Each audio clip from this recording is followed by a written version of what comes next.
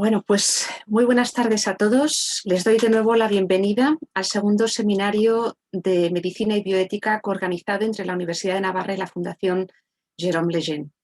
Soy Elena Postigo, para aquellos de ustedes que quizás no estuvieron la semana pasada, y tengo el honor de ser la moderadora y la coordinadora, junto al profesor Alcázar, de este seminario. Soy profesora de bioética y coordinadora académica de la Cátedra de Bioética Jérôme Lejeune. Doy la bienvenida a más de 100 personas, profesores, alumnos, profesionales de distintos ámbitos del saber, la medicina, el derecho, la filosofía, la bioética, etc.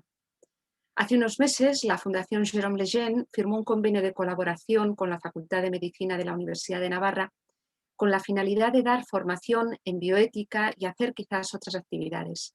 Fruto de dicho convenio es este primer seminario organizado de manera conjunta entre la Facultad de Medicina y la Cátedra de Bioética Jérôme Lejeune, cuyos fines son cuidar, investigar, defender y formar. El objeto de la bioética es el análisis interdisciplinar de las cuestiones y nuestro objeto de estudio particular en estos seminarios es el diagnóstico prenatal, todas las cuestiones que giran en torno a este diagnóstico prenatal desde una perspectiva bioética, interdisciplinar. Y si la semana pasada hablábamos del diagnóstico prenatal y el estatuto biológico del embrión humano y del nasciturus, desde una perspectiva más estrictamente científico y médica, en el día de hoy lo haremos desde una perspectiva primero jurídica, con la intervención del profesor Gómez Montoro, y posteriormente desde una perspectiva filosófica, ética y moral de la persona, con el profesor Pardo. La estructura del seminario es 30 minutos por intervención de cada ponente y probablemente 25 minutos para preguntas. Por favor, les ruego que las remitan a preguntas y respuestas. Yo seleccionaré y las propondré a los ponentes al final de sus intervenciones. Bueno, sin más preámbulos, para no robar tiempo a los ponentes, paso a presentar al profesor Ángel José Gómez Montoro, catedrático de Derecho Constitucional, director del campus de la Universidad de Navarra en Madrid, que es seguramente conocido por gran parte de ustedes, pero para quienes le conozcan menos, hago una breve reseña de su currículum extenso. Licenciado en Derecho por la Universidad Complutense de Madrid y diplomado en Derecho Constitucional y Ciencia Política por el Centro de Estudios Políticos y Constitucionales. Obtuvo su doctorado con premio extraordinario en la Universidad Autónoma de Madrid. Fue becario de la Fundación Alexander von Humboldt, ha sido visiting scholar en la Universidad Münster de Columbia y ha impartido docencia en la Universidad Complutense y en la Universidad Autónoma de Madrid, así como en otras instituciones de Alemania, Italia, Colombia y México. Fue letrado del Tribunal Constitucional Español desde el 1994 al 98 y en el 2001 se incorporó a la Universidad de Navarra, de la que fue primero nombrado vicerrector y posteriormente en el 2005 rector de la misma. Actualmente es director del campus en Madrid, de la Universidad de Navarra en Madrid, así como director de la Revista General de Derecho Constitucional. Quiero agradecer, dar las gracias al profesor Gómez Montoro por aceptar la invitación. Sé que ha tenido que volar a Pamplona para poder impartir esta sesión, que esté aquí con nosotros y el tiempo que nos va a dedicar. El título de su ponencia será Estatuto Constitucional del No Nacido, estado actual de la legislación española y europea. Tiene la palabra, profesor Gómez Montoro. Muchas gracias, Elena, por tus amables palabras. Bueno, he tenido que volar por esto y porque también tengo docencia aquí en el campus de Pamplona mañana. Quisiera, aunque sea muy brevemente, pero no quiero dejar de felicitar a la Fundación Lejeune y a la Facultad de Medicina de la Universidad de Navarra por esta iniciativa. También no quiero perder esta ocasión para felicitar a la Fundación Lejeune de manera muy especial por la reciente declaración, el reciente reconocimiento por el Papa Francisco de las virtudes heroicas del profesor Lejeune. Realmente fue un hombre heroico, un hombre tan querido por tantas personas y en esta universidad donde recibió el doctorado honoris causa y un ejemplo para todos nosotros.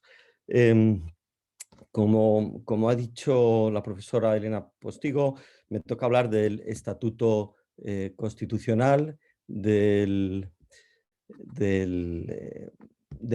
no nacido todavía, por tanto, tanto el feto en el seno de su madre como los embriones, en el caso sobre todo de la fecundación in vitro.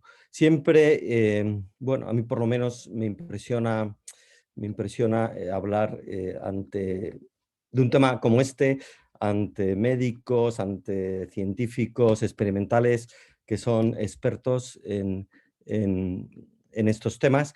Yo tengo que asumir una perspectiva jurídica, ¿verdad? Que es la mía y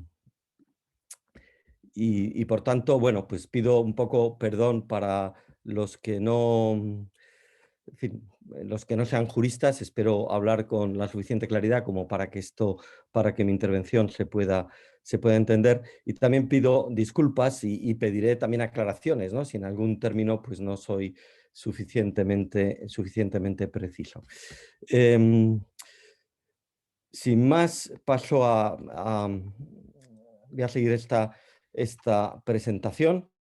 Esto ya ha salido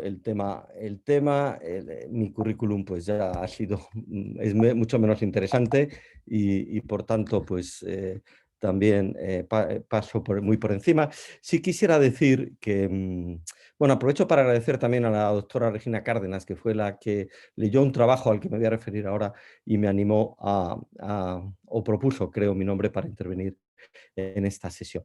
Ese trabajo se llama Estatuto Constitucional del No Nacido y se publicó, me lo pidieron para un libro publicado en inglés, Unborn Human Life and Fundamental Rights, donde se hace un análisis de la situación de la vida en formación en muchos países. Y también se publicó una versión muy parecida en español, en castellano, en el número 102 de esta revista de Derecho Político de la UNED. Me remito a ello no para hablar de mi libro, sino porque como voy a tener que ir deprisa y hacer pocos matices en muchos temas, el que quiera profundizar o el que quiera comprender más mi visión de esta cuestión puede encontrarlo allí. Bien, el punto de partida es, lógicamente, desde el punto de vista constitucional, el artículo 15 de la Constitución Española de 1978, que, como saben, dicen todos tienen derecho a la vida. A partir de ahí, y sobre todo a raíz de, aunque desde la aprobación de la Constitución hubo ya algunos intentos previos de introducir el debate sobre el aborto, a partir de ahí, sobre todo con la primera ley de despenalización del aborto, ha habido una evolución que ha ido en esa línea de distinguir una protección distinta según se trate de la vida prenatal in útero o in vitro, ¿no? Y también atendiendo en el momento del desarrollo, ¿no? A menor desarrollo se ha unido también una mayor desprotección. Hay que decir que, a diferencia de otros países, por ejemplo, es muy conocido el caso Roe versus Wade en Estados Unidos, donde el protagonismo en este tema lo tuvo el Tribunal Supremo, anulando no solo leyes, sino constituciones de los estados americanos, algo realmente excepcional. Y esto ha pasado también, el protagonismo de los tribunales en otros países, estoy pensando en México, en Colombia. En España, digamos que el protagonismo lo tuvo el legislador, primero con la legislación sobre el aborto y después con la legislación sobre la reproducción asistida. Y esas leyes fueron impugnadas, y no todas, ya las últimas pues no fueron impugnadas, pero la intervención del Tribunal Constitucional fue a posteriori y bueno, en el caso de la primera ley del aborto fue un recurso previo de inconstitucionalidad, pero se pronunciaba sobre un texto ya elaborado y aprobado por las Cortes, pendientes de su sanción. Y en general el tribunal ha ido confirmando la validez de esas opciones legislativas. Creo que de momento el protagonismo del derecho europeo, tanto del Consejo de Europa como de la Unión Europea, ha sido menor, aunque diré alguna cosa al respecto y posiblemente iremos viendo un mayor protagonismo. En esta evolución, ¿no? Desde la Constitución del año 78, sobre todo a partir de la primera ley de despenalización del aborto del año 83 hasta nuestros días, ¿no? Casi 40 años, ha habido un proceso una apuesta por lo que se ha llamado la protección gradual de la vida prenatal. Bien, yo creo que esto es obligado verlo también de otro modo, ¿no? Que es una desprotección también gradual. O sea, de alguna manera la protección total solo se alcanza en un determinado momento, que es ya cuando el feto es viable fuera del útero. Y bueno, incluso en esos casos, pues efectivamente hay el supuesto de peligro de vida de la madre o grandes o graves malformaciones. Pero por eso la protección gradual significa también una protección que, que solo se alcanza totalmente en un determinado estadio y que, como he dicho antes, es menor según en los primeros estadios de la evolución. Todo eso a pesar de que el Tribunal Constitucional, en estas frases que se han citado tanto y que yo creo que son tan claras y que eran tan limpias, ¿no? El tribunal en esa sentencia primera, 53.985, afirmaba que la vida es un continuum, o sea, que no se pueden hacer divisiones y que desde la concepción hay un tertium, utiliza esa palabra latina, ¿verdad? Hay un tercero distinto de la madre.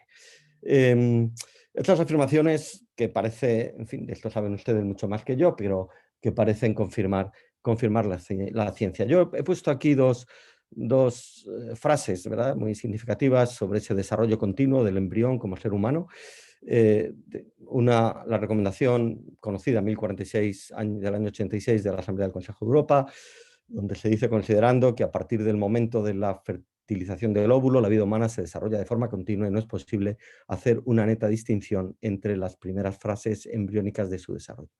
Y una frase ya no de una sentencia del Tribunal Constitucional alemán sobre la segunda sentencia sobre el aborto, donde dice: el no nacido es una vida individual que ya no es divisible, que está indefinida ya en su identidad genética y por lo tanto en su singularidad y no intercambiabilidad, que en el proceso de crecimiento y autodesplegarse, y esta frase la he subrayado porque me parece una idea, una expresión especialmente feliz de esa idea sustancial, ¿no?, de quienes tenemos posturas de defensa de la vida, que es eh, el no nacido es una vida individual que se desarrolla no hacia un ser humano, no es alguien que todavía no es un ser humano y evoluciona hasta serlo, sino que se desarrolla desde el primer momento como un ser humano.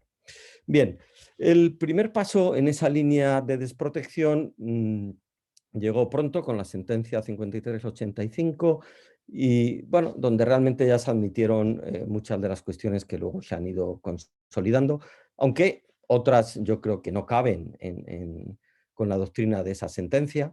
Y creo que el primer paso importantísimo es la negación al nasciturus.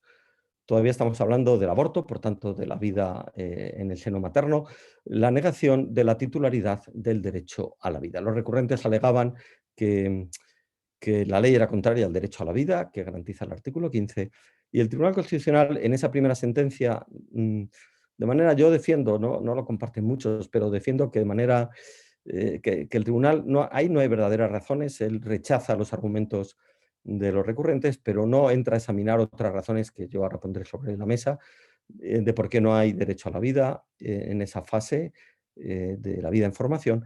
Y luego ya, pues eso, por remisión a esa sentencia, las dos sentencias claves del año 96 y 99, pues vienen a confirmar, ¿no?, que el embrión no tiene derecho a la vida.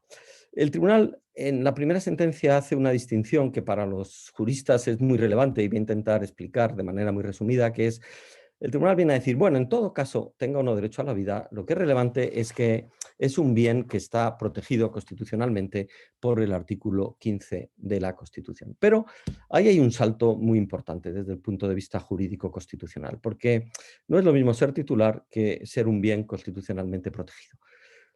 Cuando se es titular, que es lo que pasa con el nacido, la vida es verdad que no es un derecho absoluto, ¿no?, porque se puede ceder, es lo más parecido a un derecho absoluto, pero no lo es, porque es legítimo matar a una persona en legítima defensa, ¿no?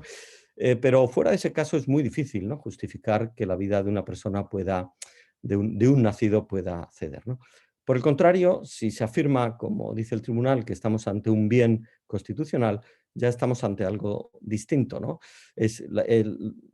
Digamos que la vida, lo que se protege es la vida en formación en general, pero la vida concreta, la vida del feto en concreto, del nasciturus, podrá ponderarse y ceder ante otros derechos o bienes constitucionales. Bueno, yo insisto en esto, creo que el Tribunal Constitucional no explica por qué no es titular. Parece que se da por supuesto que solo el nacido lo puede ser. Yo, sinceramente, creo que con las categorías constitucionales y jurídicas no es tan evidente. Bueno, primero porque se trata de estas razones que enumero aquí de manera muy sintética. Es un ser humano concreto, no es una vida humana, no es la vida humana en abstracto, sino que hay la vida de un ser humano que se desarrolla. Por tanto, hay subjetividad y por tanto cabría, ¿no?, un derecho subjetivo. Siempre recordar esto, pues quienes defienden posiciones contrarias, cuando se les recuerda que el Nasciturus puede recibir herencias y tener un derecho de propiedad, y dice, bueno, es una ficción, pero es una ficción que responde a esa realidad de que hay un sujeto que si no pasa nada podrá nacer y ser y gozar plenamente de esos derechos. Creo que no hay un cambio justificativo por esas razones, un cambio definitivo que justifique ese rechazo. O sea, hemos insistido en una subjetividad que en un continuo, en un proceso donde, o sea, es verdad que en la vida hay muchas y que el nacimiento de la persona jurídicamente es relevante, pero también lo es el uso de razón y también lo es la mayoría de edad. Y eso afecta al ejercicio de derechos, etcétera, pero esos cambios no son tan relevantes como para justificar la pérdida de un derecho sustancial, como es el derecho a la vida o a la integridad física y corporal, ¿no? Eh, Quizá no tenga sentido, evidentemente, y sin quizá, no tenga sentido debatir sobre otros derechos, ¿verdad? No sé, el derecho a asociación, pero sí que creo que el tribunal debería explicar detenidamente por qué, a pesar de lo que ha dicho, de que hay un tercio indistinto de la madre, eh, sin embargo, no tiene derecho a la vida y tampoco a la integridad física. Y luego volveré sobre esto, cómo actúa la dignidad del artículo 10, que va unida a la condición de ser humano, ¿no? Eh, bueno, en todo caso, el tribunal insiste en que la vida del nasciturus es un bien que debe ser protegido y también penalmente. De hecho, la ley se declara inconstitucional porque no tiene suficientes garantías, aunque el tribunal admite, ¿no?, los supuestos previstos en la ley: violación, malformaciones, también, ¿verdad?, malformaciones físicas y de otro tipo, y por tanto, y el peligro para la vida o salud de la madre, ¿no? Bueno, aquí de alguna manera el tribunal admite, ¿no?, que en esos casos pues, la vida del embrión debe ceder. Quiero recordar ahora que en algún pasaje, sobre todo cuando habla de malformaciones, dice, bueno, pues quizá con el desarrollo de la sociedad, con las ayudas a las madres, la evolución, pues se podrá evitar. Bueno, el hecho es que vemos, ¿no?, que con el paso de los años esto, no, por desgracia, pues no ha ido a menos, ¿no?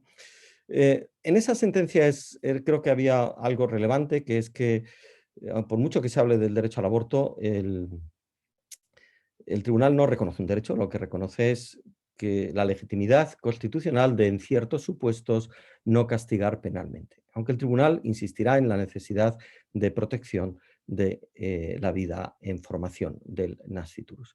Eh, Muy rápidamente, con la reforma, bueno, con la nueva ley, la Ley Orgánica 2/2010 de 3 de marzo, la ley vigente sobre salud sexual y reproductiva y de interrupción voluntaria del embarazo, se produce un cambio radical de visión. Ya efectivamente se quiere justificar que hay un derecho que no se puede encontrar en la Constitución, pero que se justificaría, perdón, porque se justificaría pues, en los derechos reproductivos y por tanto ya no se trata de que en determinadas situaciones no se castigue, no se penalice la práctica de un aborto, sino un derecho. Y además se establece un sistema de plazos donde la mujer es libre para decidir en esas primeras 14 semanas. Claro, esto yo creo que, que encaja mal con la doctrina del Tribunal Constitucional, porque en esas primeras 14 semanas la mujer va a poder decidir, va a ser ella la que pondere, el legislador renuncia a proteger al embrión en esas 14, o al feto en esas 14 primeras semanas, y por tanto, pues cualquiera que sea la causa, cualquiera que sea el motivo, ya va a ceder. Ya no estamos ante indicaciones que se pueden considerar serias, graves, sino que va a haber libertad.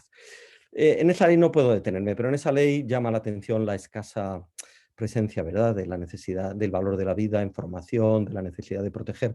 La única medida protectora en esas 14 semanas es una información sobre ayudas públicas, derechos laborales y centros de asesoramiento que se debe dar a la mujer en un sobre cerrado. Si ni siquiera se le explica, sino que se le da en un sobre cerrado y ni siquiera hay garantía de que lo vaya a abrir. Por eso creo que no solamente se legitima el aborto y no solamente pues, estamos en esos números tan elevados, sino que tampoco ha habido, no es este el tema y por tanto excede, pero unas medidas alternativas de protección. Yo a veces me gusta poner el ejemplo de la seguridad en el tráfico, el no beber bajo influencia de bebidas alcohólicas, la protección del medio ambiente, son cuestiones que son bienes constitucionales y que todos vemos las campañas que se hacen para su protección, la concienciación en los colegios, en la televisión, etcétera, etcétera. Bueno, no, como digo, no puedo detenerme. Esa ley se recurrió ante el Tribunal Constitucional. Esto también es significativo de cómo estos temas son realmente difíciles de entender, ¿no? Que después de 10 años, de más de 10 años, el tribunal no haya resuelto el recurso. En un auto del 2010, donde se pedía la suspensión de la ley, el tribunal dijo que no podía hacerlo, porque es verdad que la ley orgánica no lo prevé, pero decía el tribunal que iba a dar carácter prioritario a la tramitación y resolución del recurso. Por tanto, un primer tema en cuanto al estatus del embrión, que es no es titular el derecho a la vida, es un bien constitucional y en cuanto a tal bien constitucional hay que protegerlo, pero puede ceder ante otro tipo de bienes. El siguiente paso importante, pues, y perdón que haya acudido a esta vía un poco casi histórica de cómo se ha producido la desprotección, pero creo que ayuda a entender que estamos en una especie de la famosa pendiente resbaladiza, ¿no? Que ahora que siempre se dice que no, ahora que está también en debate la eutanasia, ¿no? Pues la realidad demuestra que siempre hay un primer caso, que se habla de supuestos muy extremos y cómo poco a poco, pues al final eso va llevando a unas medidas cada vez menos protectoras, ¿no? Bien, esas dos leyes, la ley del 88 de técnicas de reproducción asistida y la ley también de donación y utilización de embriones, fetos humanos y sus células, tejidos y órganos, la primera introdujo la fecundación in vitro, la segunda, pues, la posibilidad de donación de ciertos tejidos, de embriones y fetos. Fueron recurridas, el tribunal, una vez más, ¿no? Pues muchos años después, para un tema tan relevante. Es verdad que el tribunal estaba yo estaba en aquella época ¿verdad? Trabajando de letrado, el tribunal tenía muchísimos casos pendientes, pero bueno, no deja de llamar la atención, ¿no? Que temas tan relevantes se tarden en resolver 8 o casi 11 años, ¿no? De esas sentencias, el tribunal justificará prácticamente, solamente anulará una cuestión por falta de garantías y hará una sentencia interpretativa, pero el tribunal salva la legislación acudiendo a para mí, dos categorías importantes. La idea de embrión no viable. El tribunal dice que no solo no tienen derecho a la vida, sino que el embrión no viable pues no se le puede llamar nascituri, pues, y por tanto porque no van a hacer, por tanto, ni se proyectaría sobre el artículo 15, ya tampoco como la dimensión objetiva de ese derecho a la vida, e incluso tampoco estaría afectada la dignidad humana. La ley introduce el término preembrión, explica en la exposición de motivos que se está usando. Llama un poco la atención a veces en estos temas tan relevantes, ¿no? Cuando los derechos siempre se toman en serio y se procura ser muy preciso, cómo a veces se usan estas categorías todavía, no sé, creo que poco definidas. Y esa idea de preembrión pues servirá también al tribunal para justificar la constitucionalidad. En relación con la categoría del embrión no viable, bueno, yo cito aquí este pasaje del voto particular que formuló el magistrado Gabaldón López, diciendo, bueno, el artículo 15 habla de la vida, ¿no? Y un ser vivo, entre el ser vivo y el ser muerto no parece que pueda haber una tercera categoría. Por tanto, los embriones y fetos no viables tienen vida y es vida humana y, por tanto, negar la proyección del artículo 15 parece difícil, ¿no? También se ha señalado que la ley era muy poco clara sobre si la viabilidad era el término biológico, la incapacidad de continuar el proceso de división celular, o si también se podría extender a otro tipo de supuestos que ya dependen más de la voluntad de los progenitores. El segundo gran tema, ¿verdad?, que dará luego lugar pues, a todo las cuestiones que se están viendo en este ciclo del diagnóstico prenatal, sobre todo sobre embriones in vitro, es la menor protección de los preembriones, ¿no? se introduce el concepto preembrión y una distinción relevante para la tutela entre el preembrión transferido y el no transferido, ¿no? Dirá el tribunal, los preembriones in vitro no gozan de una protección equiparable a los de ya transferidos al útero materno. Y eso permitirá que la ley ya no sea también una ley orgánica, que sea una ley ordinaria, porque no está afectado el derecho a la vida, y permitirá justificar al tribunal la constitucionalidad del diagnóstico preimplantatorio que aparecía ya previsto, ¿no? Con determinadas circunstancias y en principio para, bueno, para asegurar la salud del embrión, etcétera, etcétera, para conocer las posibles enfermedades en el artículo 12 de la ley. Bueno, ¿qué problemas hay desde el punto de vista constitucional? Telegráficamente, la escasa proyección de las obligaciones de tutela que se desprenden del artículo 15, que si primero se le niega el derecho a la vida, ahora aquí al embrión, en esta circunstancia, al preembrión se le niega también la tutela a través de esas obligaciones positivas. Y luego la no proyección de la dignidad humana, ¿no? El Tribunal Constitucional, que en estos temas nunca se había metido, nunca había apelado al nombre persona humana, el tribunal dirá, no es una persona humana, por tanto, la dignidad humana no está afectada. Esto realmente resulta difícil de asumir, ¿no? Que no haya algún tipo de proyección. El Tribunal de Estrasburgo ha dicho alguna vez, bueno, algún tipo de proyección por lo menos tiene que tener, y el Tribunal de Justicia de la Unión Europea, lo diré, también apeló a la dignidad para rechazar que se puedan patentar, ¿no? Los descubrimientos hechos con investigación con embriones. Bien, esa ley planteó también el gran dilema de permitía pues el fecundar, el crear muchos más embriones de los estrictamente necesarios y preveía la existencia de bancos donde podrían estar crioconservados. El tribunal lo acepta por razones de eficacia, eh, realmente con frases muy apodípticas, donde viene a decir, bueno, hay otros países, Alemania, durante muchos años la legislación ha sido mucho más estricta y no ha permitido engendrar más que los embriones que se iban a transferir. El tribunal aceptará, ¿no? Y se aceptará también la creación de esos bancos, que como se sabe, pues al cabo de 5 años estaba previsto bueno, que hubiera que tomar decisiones que ni el legislador ni el tribunal dijo que iba a pasar, ¿no? A partir de ahí se planteó, ¿no? Y se empezó a abrir ese debate de la posible investigación con embriones. En el año 2003 hay ese intento de racionalizar un poco, de poner un límite al número de ovocitos fecundados y de embriones transferidos en cada ciclo. Y se adoptó esa solución que en el fondo era, bueno, pues un paso más en esta línea de desprotección, que eran los anteriores a 2003, podrían destinarse al uso de la investigación si lo aceptaban así los progenitores. Los posteriores solo podrían ser donados o guardados para pues, futuras transferencias. Como se sabe, hubo un gran debate, esa ley fue reformada enseguida en el año 2006, la nueva ley de reproducción humana asistida, que eliminó esos límites y que autoriza que todos los embriones, con independencia de la fecha, puedan ser usados para la investigación. Bueno, con una serie de límites, por supuesto, no de cualquier manera, y unas garantías que vienen incluidas en el artículo 15, pero creo que aquí en mi ponencia no se trataba de hablar de la regulación, se trata de hablar más bien del estatuto constitucional y no me puedo detener, ¿no? El artículo 12 pues, vuelve a regular el diagnóstico preimplantacional. En Europa, como he dicho antes, pues hay como dos tribunales muy relevantes, el Tribunal Europeo de Derechos Humanos en el ámbito del Consejo de Europa y el Tribunal de la Unión Europea, de Justicia de la Unión. El Tribunal Europeo de Derechos Humanos, bueno, el Consejo de Europa antes había adoptado esa resolución del año 86, que es relevante, y avisando de los peligros, ¿verdad?, de los avances científicos y la necesidad de poner límites que existen en las leyes, o sea que hay cosas positivas de la prohibición de la clonación, la prohibición del uso con fines con ánimo de lucro, etcétera, etcétera, ¿no? El Tribunal Europeo en general adoptó una postura muy, podríamos decir, prudente, ¿no? El tribunal dijo, bueno, es un tema muy técnico, en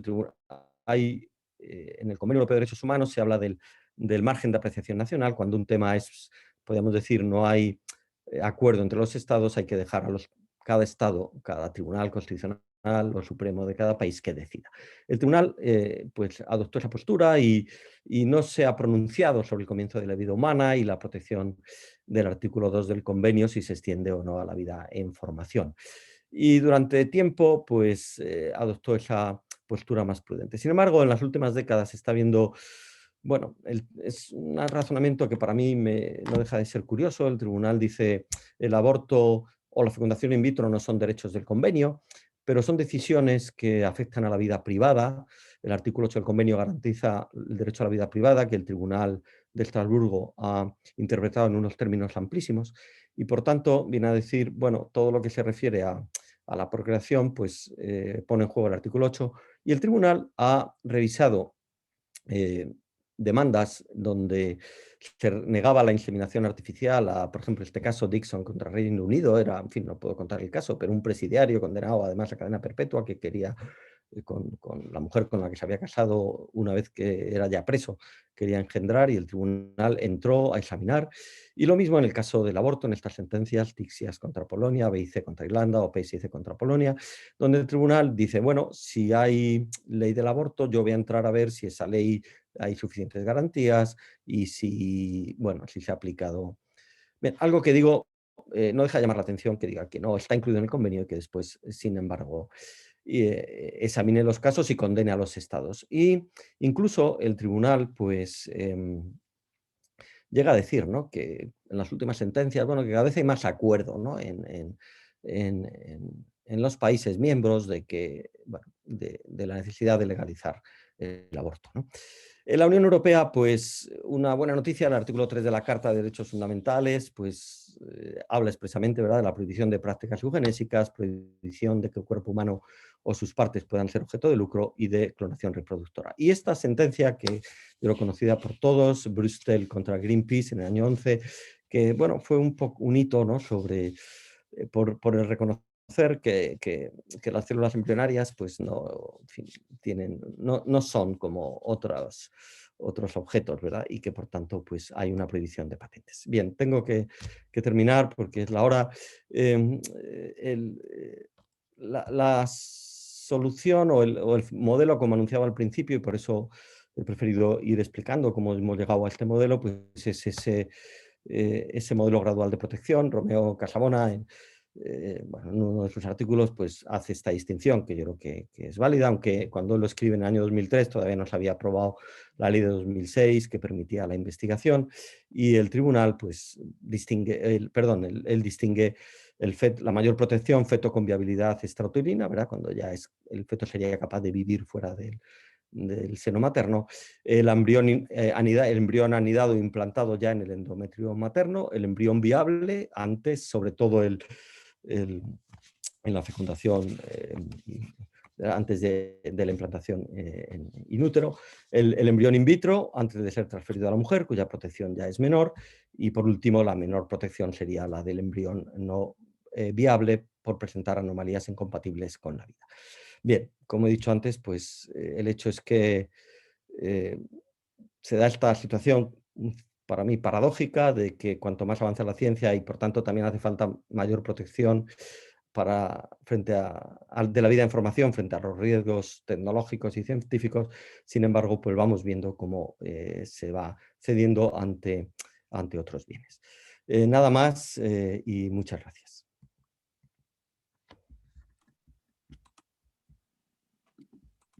Pues muchísimas gracias, profesor Gómez Montoro, por su exposición, que ya ha suscitado alguna pregunta. También tengo alguna. Las preguntas las haremos al final de las dos intervenciones, y también respondo a una pregunta que me han hecho un asistente, y es: ¿se grabarán las sesiones y se subirán al final de todos los seminarios, se subirán a la plataforma de la universidad? Ya les avisaremos.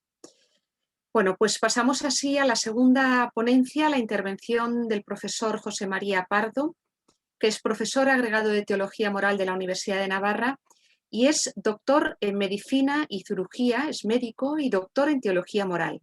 Imparte docencia en la Universidad de Navarra en el área de Sexualidad Humana, Matrimonio y Familia. Es autor de varios libros que recomiendo de bioética, medicina, como por ejemplo Bioética, práctica al alcance de todos, El no nacido como paciente, tema del que nos hablará esta tarde, Hay un embrión en mi nevera y otros. Se ha dedicado desde la medicina, la filosofía y la teología moral a estas cuestiones. El título de su intervención será El no nacido como paciente, vida prenatal, perinatal y neonatal, dignidad de la persona y cuidado. Tiene la palabra profesor Pardo.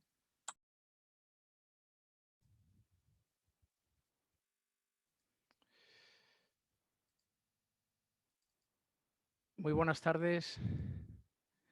Espero que se oiga y se vea. Bueno, le agradezco, como mi antecesor, a la Facultad de Teología, perdón, a la Facultad de Medicina y a la Fundación Jérôme Lejeune por haberme dado esta oportunidad de compartir con ustedes este tema. Voy a... Eso es, de la pantalla, eso es. Bueno, este soy yo, ya han dicho lo importante. Entonces, bueno, esto es un tema muy amplio que yo lo he resumido para hablar en 20 minutos, 25 minutos, sobre un aspecto muy concreto, ¿no? Que es este, ¿no? La grandeza de la vida no nacida.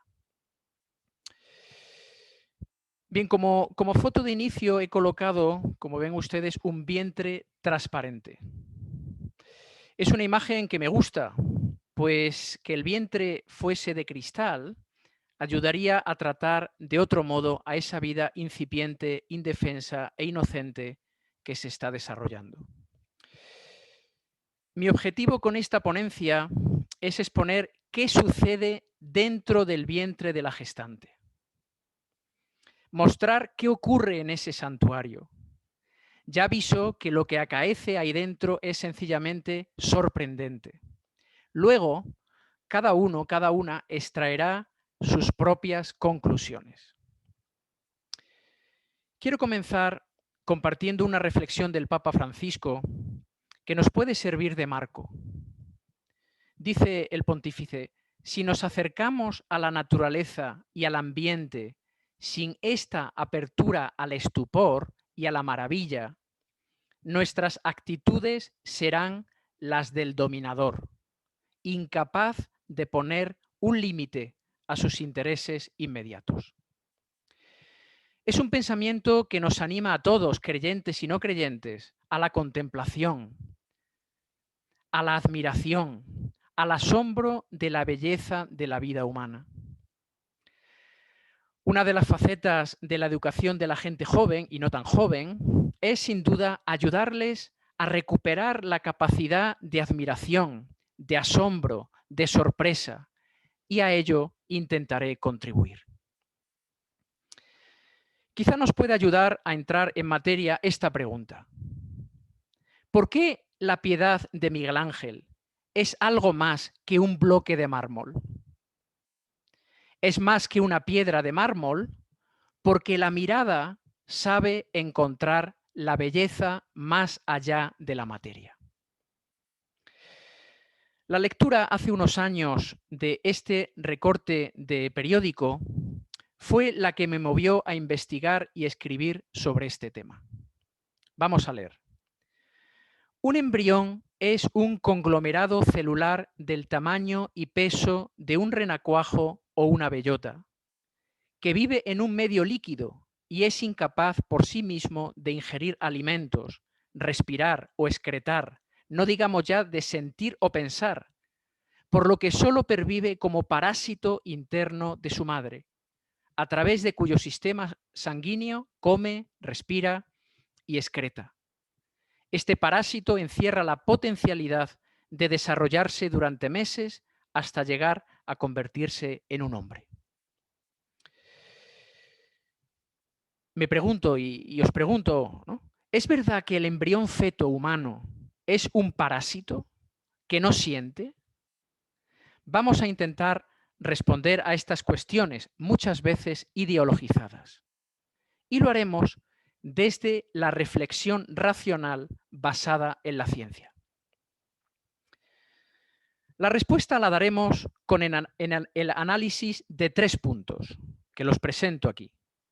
Primer punto, el embrión feto es distinto, pero dependiente de la madre. Diálogo materno-fetal. Segundo punto, el mundo interior del no nacido. Ética del asombro. Una vida que no deja de sorprendernos. Y en tercer lugar, hablaremos brevemente sobre el dolor fetal. Pasamos al primer punto, el diálogo materno-filial.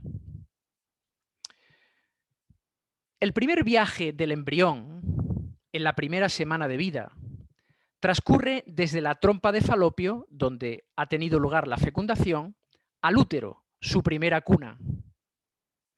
En esa semana ya comienza el diálogo del embrión con su madre, un diálogo hormonal. Poco después de la fecundación, el embrión comienza a producir una hormona, la gonadotropina coriónica. Esta hormona tiene la función de mantener el cuerpo lúteo. Este tiene la misión de mantener la gestación mediante la secreción de dos hormonas fundamentales para el embarazo, los estrógenos y la progesterona. En el primer trimestre de gestación, estas dos hormonas mantienen el embarazo. Todo esto, ¿qué quiere significar? Que quien desencadena todo este proceso es una hormona del embrión. Este nuevo ser humano, de pocos días, comienza a dialogar con su madre. Le manda señales para que le prepare un lugar donde anidarse y desarrollarse. Informa a la madre de que está ahí, que le necesita. Si esto no sucediera, no habría embarazo, el embrión se perdería. El segundo diálogo es inmunológico. En condiciones normales, el organismo está capacitado para expulsar cualquier cuerpo extraño que ingrese en él.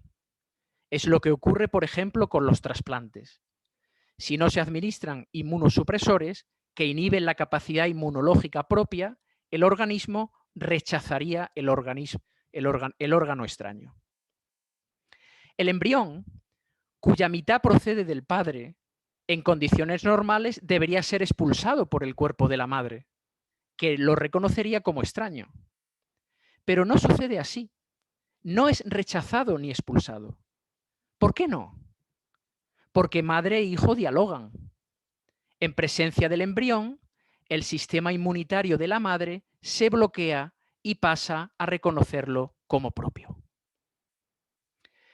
Una nueva nota de asombro.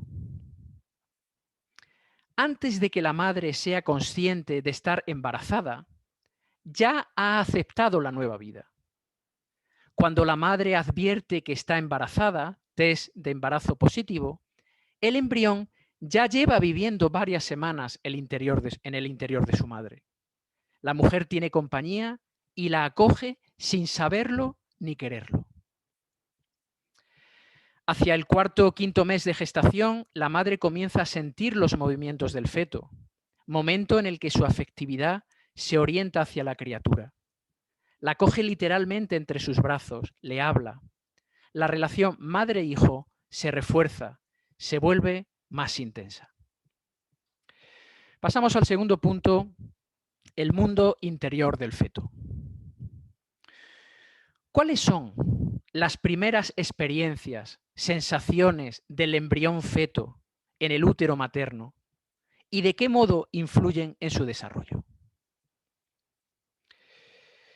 Hasta los años 80 del siglo XX se pensaba que el útero era una especie de caja fuerte que no dejaba penetrar estímulos para no disturbar el desarrollo del concebido. Una especie de muro de protección de la nueva y débil criatura contra las agresiones del exterior. Pero en realidad no es un muro. Proteger no es aislar. Ciertamente, el útero protege, pero a la vez es un filtro para los normales estímulos de la vida diaria. Disminuye la intensidad de algunos, luz y ruido ambiental, y privilegia la de otros, frecuencia cardíaca y movimientos intestinales maternos, olor y sabor del líquido amniótico, sensaciones táctiles de autoestimulación del feto o del contacto con la pared uterina, etc. La relación mundo exterior concebido, no nacido, se inicia en la fase prenatal, no tras el parto. Por eso se ha afirmado que la primera escuela a la que asiste un ser humano es el vientre materno, donde los hábitos y la personalidad de la profesora ejercen una poderosa influencia en el resultado final. El feto aprende allí muchas cosas, y esto es importante que lo sepan las mujeres embarazadas. Ahora vamos a intentar situarnos en un acantilado para avistar el mar. La vista del mar desde allí es preciosa, como se ve, verá en la pantalla. La brisa, las gaviotas, el olor a sal, la majestuosidad de una puesta de sol, etc. Pero desde la altura del acantilado no se alcanza la grandeza y la belleza del mar. Para conocer el mar en su majestuosidad hay que meterse dentro. Ese mundo interior, lleno de vida y color, no se percibe desde fuera. Es otro mundo. Pues lo mismo sucede con la gestación. Para advertir toda su grandeza, hay que sumergirse dentro de ese vientre de cristal. En la 7ª, 8ª semana de gestación, el non-nato presenta una reacción de retirada cuando se le estimula la región perioral. Es decir, al tocarle la boca, se perturba y retira. Es decir, siente. A la semana 22, el feto presenta una reacción de sobresalto, se le acelera la frecuencia cardíaca y aumentan sus movimientos cuando escucha música elevada, 250 Hz, a través del abdomen materno. Cuando sucesivamente se repropone esa frecuencia, la criatura se habitúa, señal de que el sistema nervioso central funciona correctamente y de que ha aprendido a reconocer los estímulos. Es decir, tiene memoria. Sin embargo, si se aumenta la frecuencia a 500 Hz, se agita de nuevo, pues se trata de un estímulo de naturaleza diversa. Es decir, el feto aprende a reconocer los estímulos. Pasemos a otro estudio. Si siendo feto escucha repetidamente el sonido de un fagot y una vez nacido se vuelve a tocar, el recién nacido se calma rápidamente, aún en medio de un llanto desconsolado. Junto a esto, el neonato apenas nacido escucha la voz de su madre, presenta una succión menos agitada que si escucha la voz de una extraña. ¿Por qué sucede esto? Nos preguntamos. Porque lo ha aprendido en la época prenatal, en el vientre de su madre. El vientre es la primera escuela, dijimos. Un nuevo estudio interesante. En la base del cráneo fetal hay un órgano denominado vómero nasal que sirve para percibir los olores en el medio acuático y que se atrofia después del nacimiento. El feto, como sabemos, ingiere abundante líquido amniótico que luego orina. Pues bien, si se le aplican al pezón de la madre algunas gotas de una salsa que ha probado durante el embarazo, el neonato se emplea vorazmente, señal de que lo que probó en el vientre de su madre le es conocido. ¿Qué es acunar? Sino recordar al feto lo que ha experimentado durante 9 meses. Se duerme al mecerlo porque es lo que ha vivido durante muchos meses. Vamos a presentar otro estudio de enorme interés. Esta vez sobre el desarrollo del sistema vestibular, del oído interno. Se analizaron 3 tipos de embarazadas. Unas que guardaron reposo varios meses, como la de abajo, otras que llevaron una vida normal, a la derecha, y otras que practicaban la danza durante el embarazo. Y se estudia el influjo de los movimientos en el desarrollo del sistema vestibular. Los hijos de las embarazadas que habían debido guardar reposo durante el embarazo necesitaban ser mecidos vigorosamente para dormirse. Pero sobre todo eran niños con una elevada tendencia a la cinetosis, al mareo, ¿verdad? Cuando uno va en coche o en barco. Los hijos de las bailarinas, ¿verdad? Las que practicaban danza, también tendían a dormirse solo cuando eran mecidas o mecidos enérgicamente, pero no sufrían de cinetosis. La conclusión del estudio es la siguiente. La cinetosis, el mareo, está regulada por el sistema vestibular. El encontrarla aumentada sugiere una reducida estimulación del sistema vestibular durante el embarazo, lo que significa que el sistema vestibular ha estado influenciado por las experiencias prenatales. Una nueva pregunta. ¿El feto sueña? Desde aproximadamente la semana 30 de gestación se empieza a diferenciar entre un sueño sosegado, equivalente al no REM del adulto, y un sueño activo, equivalente al REM. Pero uno se puede preguntar, ¿pero qué sueña? Lógicamente no sueña imágenes, porque no ha percibido hasta ahora ninguna imagen, pues dentro del vientre materno, ¿verdad? Todo es oscuridad. Pero puede soñar y reelaborar las sensaciones que vive en el útero. Sensaciones táctiles, auditivas, gustativas. Una pregunta aún más desconcertante. ¿El feto llora? Sí, cuando se le agrede desde el exterior. Se han captado imágenes del llanto fetal a partir del 7º mes de vida.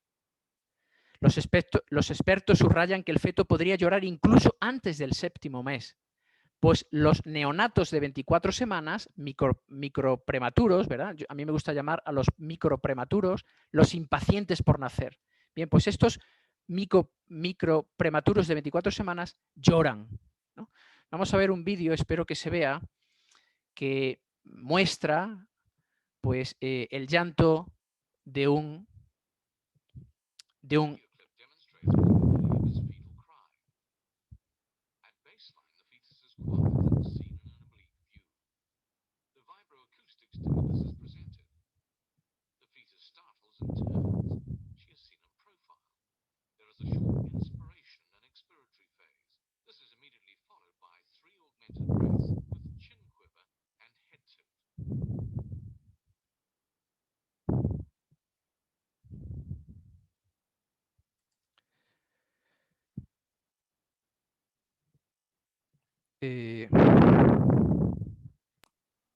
no sé cómo se quita esto.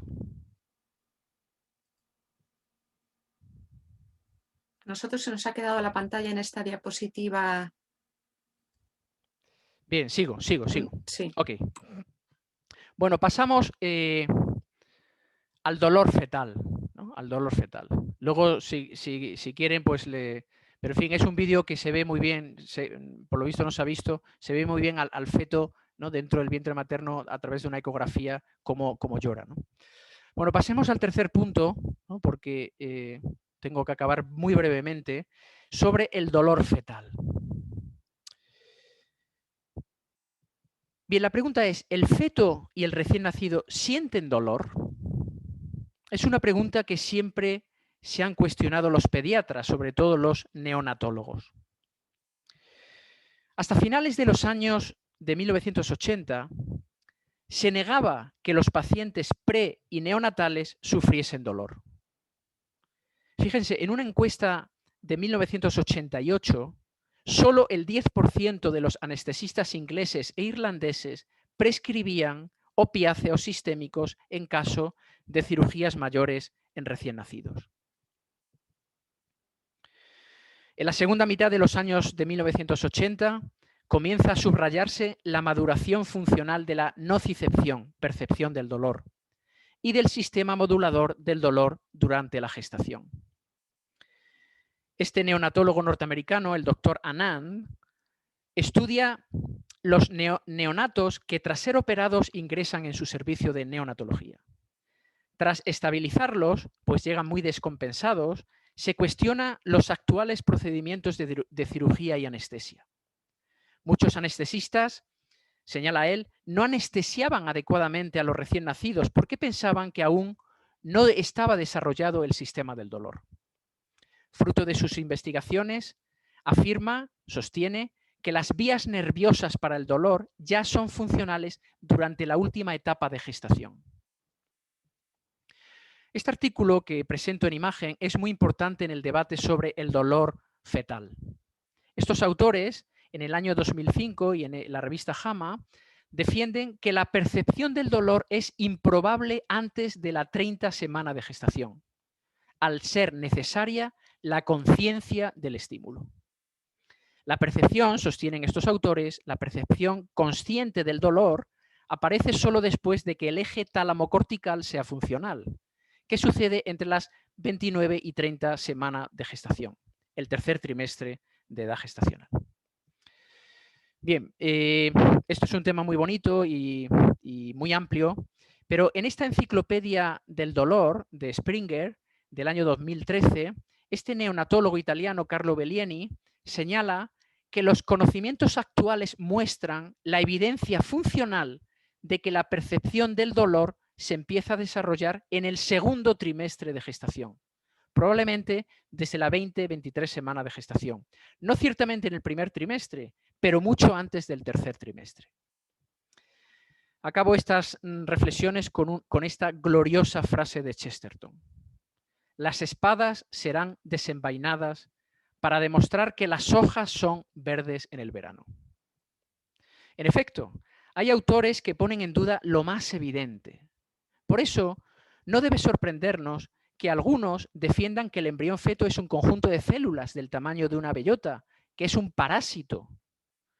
No nos ha de sorprender que algunos quieran rebatir hasta la evidencia más evidente, que el embrión dialoga con su madre, que el feto sueña, que el feto llora, que siente dolor, que enferma, que se le puede tratar. En definitiva, que es uno de los nuestros, que viste nuestra camiseta, que juega en nuestro equipo, que es un ser humano. No dejemos de asombrarnos ante la belleza de esta nueva vida que comienza a vivir en el vientre de su madre, su primera casa. Si el vientre fuera de cristal, el mundo sería mejor, más humano. Muchas gracias.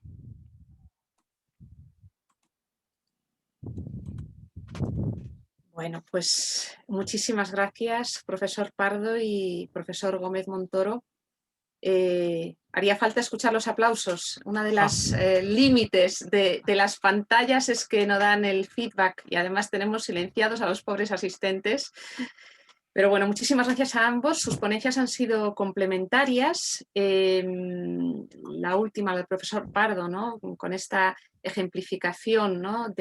de estudios acerca de del feto como paciente, como una persona ya, ¿no? Y con esas referencias a los estudios del profesor Bellieni, que por cierto ha hecho también en los últimos años, ha publicado cosas interesantísimas, a quien tengo el placer de conocer. Bueno, vamos a pasar, se han ceñido al tiempo los dos, han sido muy estrictos y tenemos media hora para preguntas. Ha llegado solamente una pregunta, se la voy a formular al profesor Gómez Montoro y después, si no hay ninguna más, yo tengo un par de preguntas para cada uno. Antonio Molina le pregunta al profesor Gómez Montoro si científicamente está aceptado que desde el momento de la unión del material genético masculino y femenino existe vida humana autónoma, aunque dependiente, no menos que en otras fases de la vida. ¿Por qué existe la negativa, dice incluso desde posiciones pro vida, a defender que el aborto premeditado de esa vida es un homicidio? Sin entrar en la consideración de si es persona o no. Es decir, no es tan absurdo querer diferenciar vida humana y persona como embrión de preembrión. Yo creo que hay dos preguntas en esta pregunta de Antonio Molina. Sí, pues muchas gracias, Antonio, por la pregunta. Sí, o sea, realmente no, o sea, estoy de acuerdo en el asombro, ¿no? Yo he procurado, en fin, posiblemente porque no tengo conocimientos de filosofía suficientes, yo procuro evitar el término persona, que creo que, porque, bueno, me parece que lo que sí que hay un acuerdo, porque, bueno, hay un debate que es persona legalmente, que es persona filosóficamente, pero hay un acuerdo muy claro en que lo que hay es una vida humana y no una vida humana, como decía antes, en abstracto, sino un ser humano concreto, ¿no? Y por tanto, efectivamente, pues es... yo no sé, o sea, la respuesta es de por qué cuesta tanto el... Bueno, en parte, eh, yo siempre pensaba, ¿no? Digo, para un jurista lo cómodo es decir, bueno, que los médicos, que los biólogos, que los científicos nos digan cuándo empieza la vida y a partir de ahí pues se proyecta el artículo 15, ¿no? Bueno, luego, pues por desgracia las cosas no son tan simples y efectivamente, ¿no? Pues se ha ido creando toda esta serie de divisiones basadas en hechos que hasta donde sé, ¿no? Biológicamente, pues es verdad que tiene una cierta relevancia, ¿no? No es lo mismo, ¿verdad? Antes de anidar que después, y no es lo mismo a partir... Pero es verdad que al final hay un ser humano que si se le deja el curso natural y no hay inconvenientes, pues nacerá, ¿no? O sea, que yo no puedo sino compartir un poco la perplejidad a veces en lo que cuesta, ¿no? Lo que cuesta que esto se entienda, ¿no? Bueno, es verdad que quien tiene posturas de otro tipo, pues alega, ¿verdad? Los problemas, las dificultades, la situación tan especial, única en la naturaleza, ¿no? De la unión de la madre con el feto, pero bueno, yo creo que eso debería llevar efectivamente a decir, vamos a proteger de verdad al feto, vamos a hacer políticas de apoyo para que nadie se vea en esa situación, ¿no? Eh, el hecho es que, lejos de ir en esa dirección, por lo menos hoy por hoy, lamento ser negativo, me hubiera gustado hacer una presentación tan bonita como la del profesor Pardo, ¿verdad? Yo, lo mío de derecho muy aburrido, sin fotos y texto, y me hubiera gustado, me encantaría tener un mensaje mucho más optimista, mucho más... Pero bueno, pues vemos que, ¿no? Que la realidad es que esto se va imponiendo. Y con argumentos que efectivamente yo creo que científicamente, y porque a veces uno pregunta, bueno, ¿qué hay?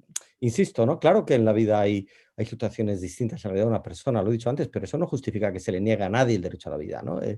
La dependencia, el estar imposibilitado, no sé, el tener una situación, ¿verdad? Un derecho que hoy día, claro, se invoca por los defensores, ¿verdad? Del aborto, que es la autodeterminación, ¿no? De la mujer. Bueno, oiga, es que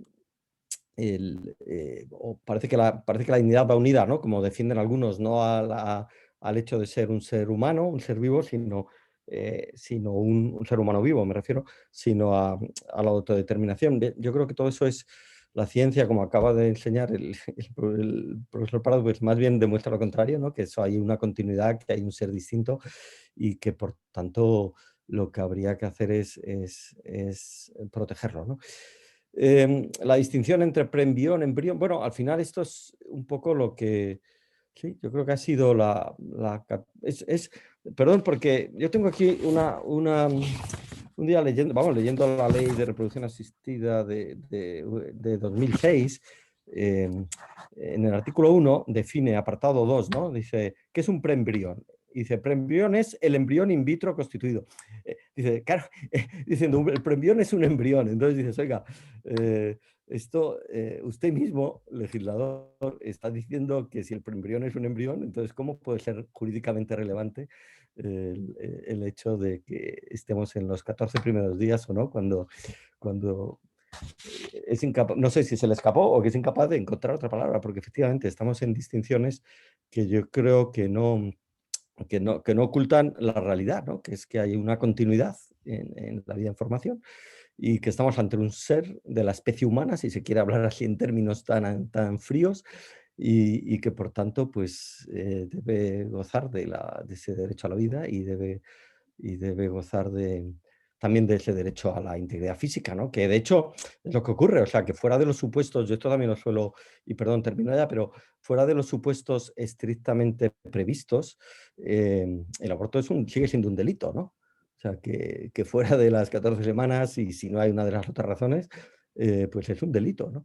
Y entonces no se entiende, usted mismo está aceptando, ¿no?, que hay, usted no es capaz de explicar, o la ciencia no es capaz de explicar qué hay relevante, ¿no? Y también, pues gracias a Dios, la ciencia, la técnica está permitiendo, pues, que cada vez la viabilidad de los, ¿no?, de los fetos prematuros, pues se vaya adelantando, ¿no?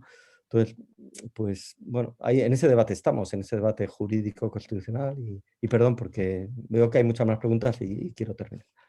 No, me permito, profesor Gómez Montoro, de hacer que quizá usted no lo sabe, porque claro, es una cuestión más de detalle de bioética.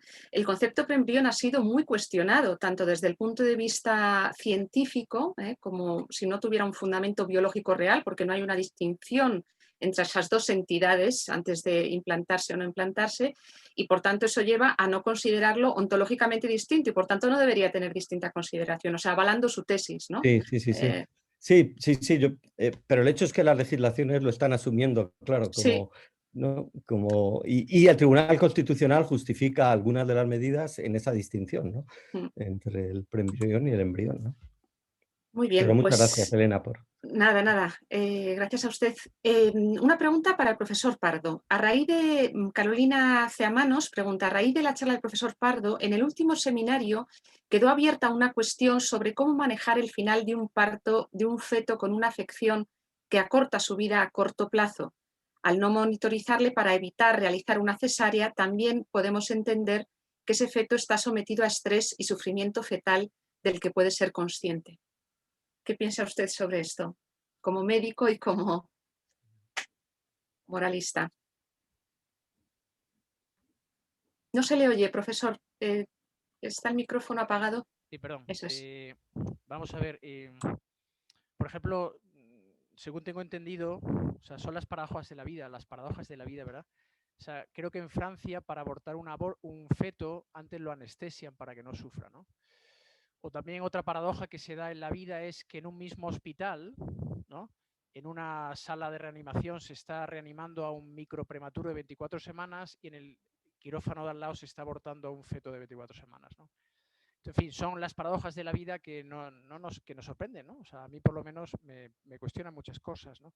Entonces, vamos a ver, como he dicho, está muy demostrado científicamente que el feto siente dolor, ¿no? Entonces, hay algunos que ponen en duda y señalan que lo importante no es la percepción del dolor, sino sentir dolor, pero con conciencia de dolor, ¿no?, que es lo propio de un adulto, ¿no?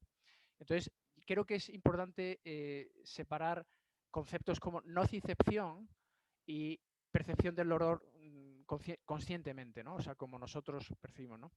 Entonces, está muy demostrado, ¿no? O sea, como el profesor Anand, ¿no?, de Estados Unidos demostró que los microprematuros, o sea, todos los estudios en fetos actualmente, claro, uno no puede penetrar, ¿no?, o sea, invasivamente en el santuario que es el vientre materno, ¿no? Entonces, muchos de los estudios sobre fetos se realizan en microprematuros que tienen la misma edad gestacional, ¿no? O sea, un feto de 24 semanas es lo mismo que un microprematuro de 24 semanas, ¿no? Entonces, se demuestra, y eso cualquier neonatólogo que se dedica a microprematuros lo experimenta, que si tú pinchas a un microprematuro de 24 semanas, tiene una retirada, sus hormonas, ¿no?, el cortisol aumenta en sangre, o sea, tiene una variación hormonal en sangre muy clara, ¿no? Y todo eso repercute, ¿no?, en su sistema, en su vida, ¿no?, en su vivencia, ¿no? También se ha demostrado que el estrés, ¿no?, o sea, no solamente siente dolor, ¿no?, o sea, claramente distinto a como lo siente un adulto, porque efectivamente el feto de 24 semanas o de 26 semanas o de 27 no tiene desarrollado el sistema nervioso como lo tenemos los adultos, ¿no? Pero sí siente dolor, ¿no? O sea, y además todo eso junto al estrés, o sea, el feto siente el estrés, ¿no? Entonces todo eso se ha visto con estudios científicos muy bien avalados, que todo eso repercute, ¿no?, en el futuro de esa criatura, ¿no?, a nivel cerebral, a nivel comportamental, de percepción de dolor, etcétera, ¿no? Entonces, bueno, o sea, la ciencia claramente cada vez nos muestra más que el feto, o los microprematuros, son seres humanos, ¿no? O sea, que ciertamente no están desarrollados como nosotros, ¿no?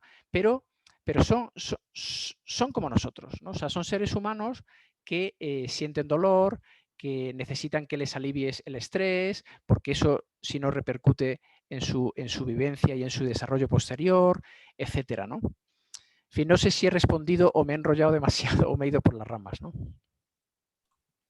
Muy bien, muchas gracias. Profesor Gómez Montoro. Ranieri Débora, de la Católica Argentina.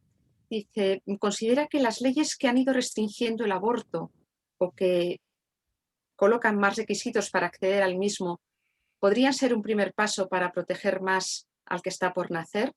Lo sucedido en Estados Unidos, en algunos estados, o el rechazo en Francia de establecer 14 semanas en vez de 12, reforma que ha sido rechazada. ¿Considera que estos son medidas que pudieran protegerlo? Y después hay otra pregunta, se las formulo juntas y usted contesta. El doctor Guillermo López pregunta, ¿la ley 2/2010 de salud sexual y reproductiva y de la interrupción voluntaria del embarazo, ley recurrida, tiene el ponente alguna explicación de por qué no se pronuncia el Tribunal Constitucional? Bien, pues en relación con la primera pregunta, hombre, yo creo que cualquier legislación que proteja más la vida y por tanto que restrinja más las posibilidades de abortar, creo que debe ser bienvenida. Creo que además en algunos países como Estados Unidos, pues, o sea, no sé, ojalá me equivoque, pero y excede un poco de de lo que yo puedo asegurar, pero bueno, creo que será que si hay un proceso que espero que algún día efectivamente se nos caerán las escamas de los ojos y veremos pero posiblemente tenga que ser un proceso gradual, ¿no? Y por tanto, efectivamente, en Estados Unidos ha sido una cierta esperanza que, claro, porque la sentencia Roe versus Wade fue rompedora totalmente, introduciendo un derecho. Además, los americanos son muy... No les gusta nada el activismo judicial y, sin embargo, pues cuando uno lo ve despacio, pues crearon un derecho con una constitución que ha sido cuestionada incluso por los propios abortistas.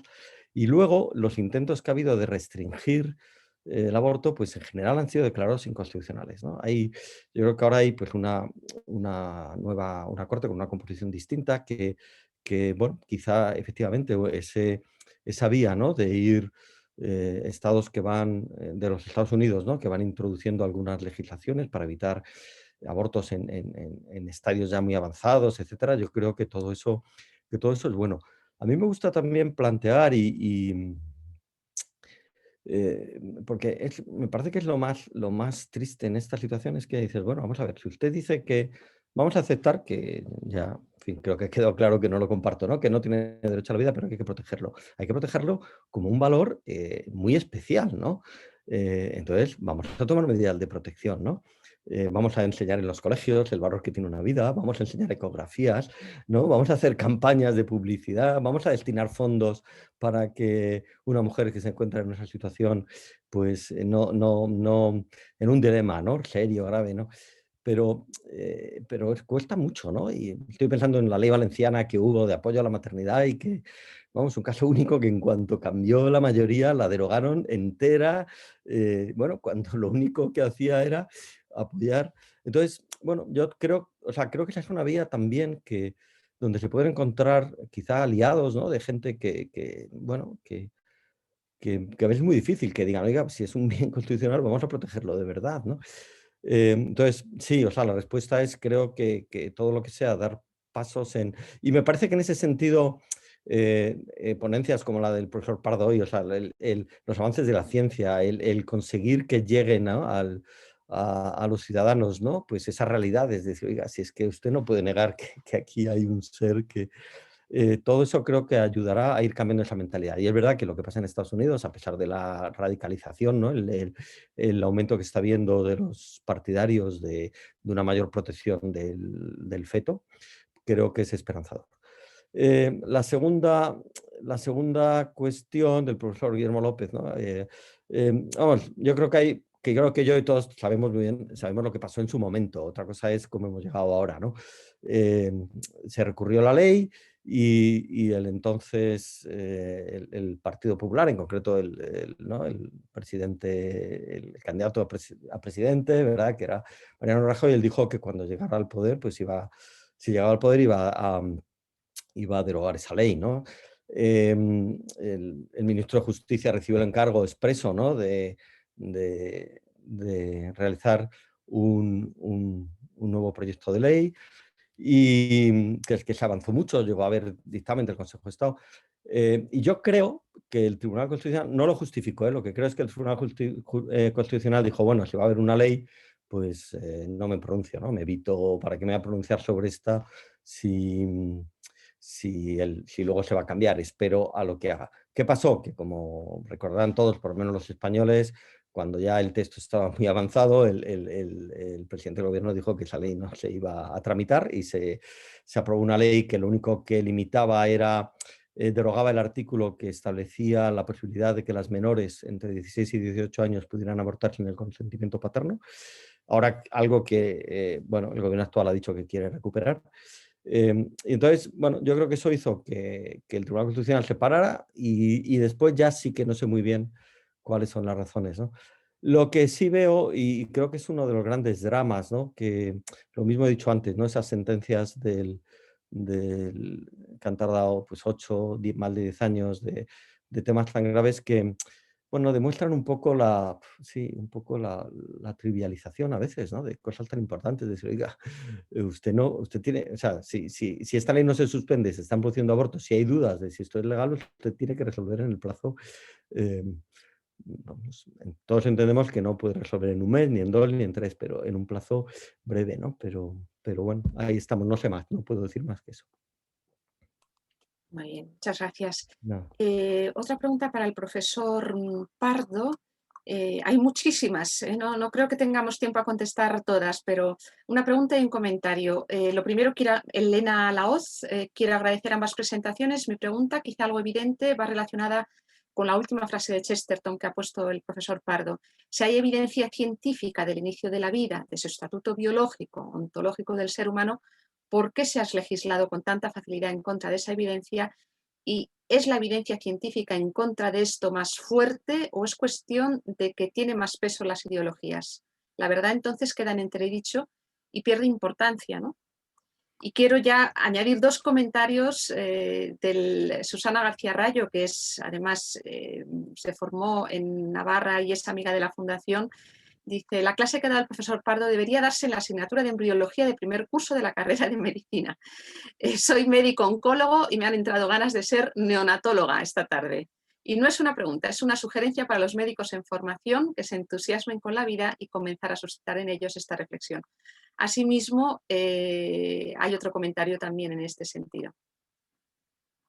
Profesor Pardo, no sé, la verdad es que la pregunta no sé si va dirigida a usted o a... Quizá Ángel está más capacitado, ¿no? O sea, bueno, es que esas son las paradojas del ser humano, ¿no? O sea, por eso, no sé, a mí siempre me gusta plantear las cosas en positivo y no imponer nada, sino mostrar, ¿no? O sea, yo creo que la evidencia de la realidad pues se impone, ¿no? O sea, esa frase que tanto hemos oído, ¿no? Que la verdad se impone, es que es verdad, ¿no? O sea, y podríamos decir que la realidad se impone o se debería imponer, ¿no? Lo que pasa que a veces pues el poder de las ideologías o de problemáticas que tiene la gente, ¿no? O sea, a mí me cuesta mucho entender que una madre justifique el aborto de su hijo, ¿no? O sea, seguramente esa pobre señora pues tendrá muchos problemas que los antepone a la vida humana concebida, en fin, o sea, yo creo que son temas que, pero bueno, mi misión, al menos yo así lo vengo haciendo los últimos años, es mostrar la realidad. Luego ya cada uno, como he dicho, pues sacará sus consecuencias para su vida, ¿no? Quizá el profesor Montoro... Micrófono.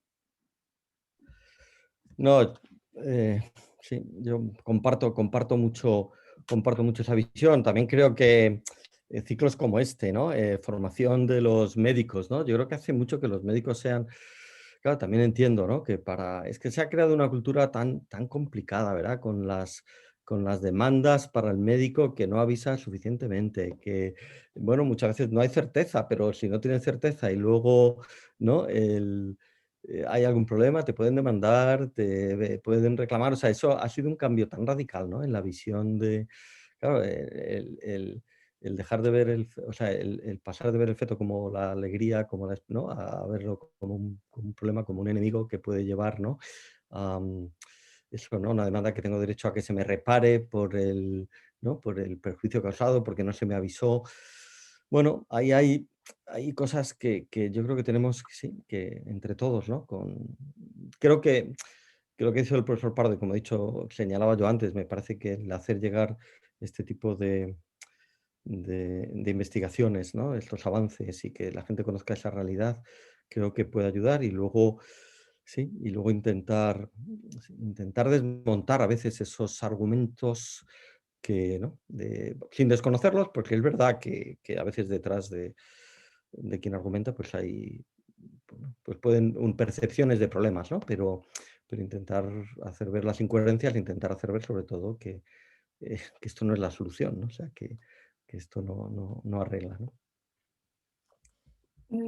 Dos preguntas para el profesor Gómez Montoro. Dice Giovanni Sandoval, que es alumno de la Fundación, dice, y profesor, dice, buenas tardes, en mi país, aunque no esté despenalizado el aborto libre, va surgiendo movimientos minoritarios, pero con mucho poder mediático en los medios de comunicación que presionan para alcanzar la despenalización. ¿Qué nos recomendarían hacer desde la experiencia de España para que no prosperen estas iniciativas? Algunos estudios señalan que el debate sobre si el neonato es o no un ser humano sería salir de una discusión científica y por tanto sería vana, y por eso ponen ahora el peso de la discusión en la decisión de la sociedad, si van a legitimar que unos seres humanos tengan poder sobre otros para dejarlos morir. ¿Qué podemos hacer? ¿Qué piensan que es el camino a tomar? Y otro profesor italiano, Davide Lucia, pregunta, ¿cree usted que desde el punto de vista jurídico se debe obligar a la mujer que quiera abortar y que se le proporcione toda la información necesaria para entender no solo el procedimiento técnico del aborto, sino también y sobre todo las posibilidades que tiene para seguir con el embarazo? ¿Y cómo se puede verificar que la mujer lee dicha documentación? Muchas gracias. Sí, pues gracias por las preguntas. Empezando por la segunda. Yo creo que es que eso es lo mínimo. O sea, si vamos a conceder, insisto, no lo concedo, pero vamos a conceder que efectivamente pues no es el nasciturus no tiene derecho, que es un bien, que hay que proteger. Oiga, pues tendremos que tomar esas medidas que lo protegen ciertamente, ¿no?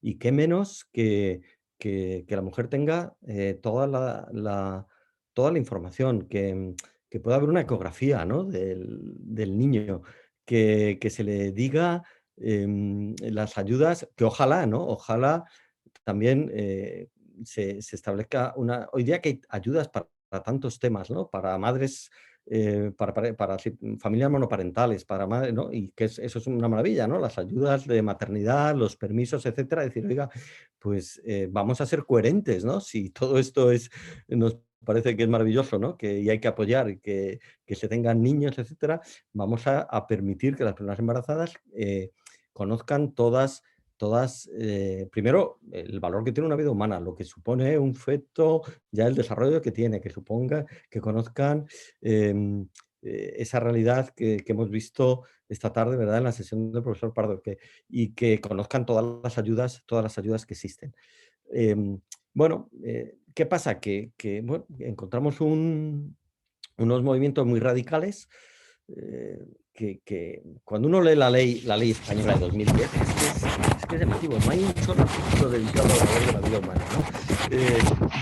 Hay un artículo que dice que en caso de duda los artículos se interpretarán siempre en favor de la autonomía de la madre. O sea, es negar lo que ha dicho el Tribunal Constitucional. O sea, no ya es negar la protección, sino negar que hay una obligación constitucional seria y grave de tutela, incluso tutela penal, como dijo el Tribunal Constitucional, ¿no? Entonces, efectivamente, yo creo que todo lo que sea, desde luego, bueno, que haya un asesoramiento, que ese asesoramiento no sea solo lo fácil que es abortar, ¿no? Sino que, pues creo que es lo mínimo lo mínimo que exige la Constitución, ¿no? Bueno, hoy hay un debate, pero en fin, esto hace poco he tenido que escribir otro artículo sobre, ¿verdad? Claro, la autonomía de la mujer, las propias feministas se están dando cuenta que no, no se puede sostener, que ahí sea un problema de privacidad, porque los americanos dicen, no, esto no es un tema privado, ¿no? Si hay un ser distinto de la madre, ¿no? Ahora se está yendo mucho por la idea de la igualdad. Bueno, yo he leído algunos artículos, esto también en relación con la primera pregunta. Ahora hay un tipo de feminismo muy interesante en los Estados Unidos, ¿no? Donde se está poniendo el énfasis que un argumento en Estados Unidos es la única manera de que las mujeres sean iguales a los hombres es que haya aborto libre, porque si no, pues siempre no van a ser ciudadanos iguales. Entonces, hay una argumentación fantástica que dice, oiga, es que eso parte de la visión de que el modelo es el del hombre, ¿no? O sea, usted me está imponiendo un modelo que es que la mujer tiene que ser igual al hombre, pero ¿dónde está esto, no? Esto en el fondo tiene que ver, y creo que ese es un movimiento también muy esperanzador, ¿no? De decir, oiga, usted, de manera que esos argumentos, ¿no? Pues, pero bueno, es verdad que hay que desmontarlos. ¿Y cómo se puede, pues, no sé, eso ya sé un poco del derecho constitucional, pero cuál es la mejor estrategia, podríamos decir, o cómo evitar, ¿verdad?, que se vayan aprobando leyes pues mucho más liberales en el sentido de mayor facilidad de abortos? No lo sé, yo creo que una línea muy buena, desde luego, es poner todo el énfasis en decir, oiga, todos estamos de acuerdo en que la vida del nasciturus es un bien, ¿no? Pues venga, vamos a ver, venga, vamos a proteger, vamos a dar ayudas, vamos a informar, vamos a enseñar en los colegios, vamos a... Bueno, y o sea, luego no es fácil porque a veces eso, ¿no? Ya digo que los intentos que ha habido en España, pues a veces han creado unas polémicas increíbles, ¿no? Con la ley valenciana que antes decía, ¿no? Pero bueno, y luego, desde luego, pues decir, oiga, es que si el nasciturus es un bien que hay que proteger, ¿cómo es posible que en un sistema de plazos ceda a la voluntad simple de la mujer embarazada, ¿no? Cualquiera que sea la razón, o sea, ¿no? Porque todavía en el sistema de indicaciones, con la gravedad, ¿verdad?, de lo que luchó el profesor Leyen, ¿no?, de poder hacer abortos por razones eugenésicas, etcétera, pero bueno, es que en el de plazos ni siquiera hay, da igual cuál sea el motivo, ¿no? O sea, cede el bien constitucional a la voluntad de la madre. No sé si he contestado. Muy bien, pues yo creo que nos queda un minuto para cerrar. Queremos ser muy puntuales. Seguramente el día ha sido duro e intenso y no me queda más que agradecer a los dos ponentes sus magníficas intervenciones. Creo que han sido complementarias y muy bonitas ambas, ¿no? Y cómo completan el cuadro, las dos sesiones del otro día desde el punto de vista de la ciencia, biológico, bioquímico, hoy médico y jurídico, como el valor de esa vida, ¿no?, desde el asombro de esa vida, que creo que es un modo de hacer una mirada de acercamiento a la vida humana que nace muy bella. Creo que es un modo, desde luego, tomaré la idea también del profesor Pardo de plantear así este tema, ¿no?, cuando se da esta cuestión. Y creo que nos sientan el terreno para la próxima sesión, que les recuerdo a ustedes, será sobre el día 9 de febrero. Será una sesión entre la doctora Regina Cárdenas, ginecóloga, y la doctora María Jesús Alija, también ginecóloga. Mantendrán un coloquio sobre el DNA fetal en sangre materna, microarrays cromosómico y secuenciación masiva del genoma, dilemas éticos en la nueva era de diagnóstico prenatal y el feto valioso. Quedan emplazados a dentro de una semana, agradeciendo un aplauso silencioso para los profesores Gómez Montoro y José María Pardo. Y muchísimas gracias a ustedes y hasta el martes que viene.